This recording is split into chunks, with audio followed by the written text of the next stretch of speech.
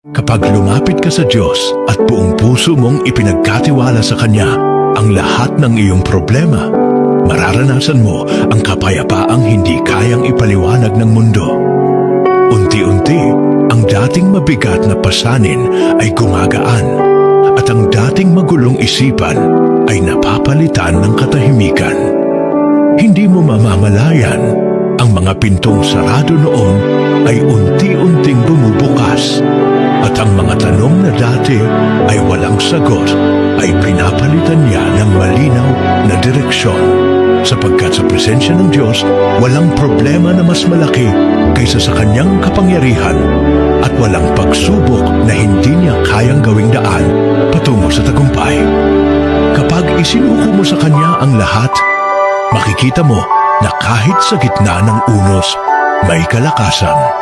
Kahit sa gitna ng luha, may pag-asa. At kahit sa gitna ng kawalan, may bagong simula.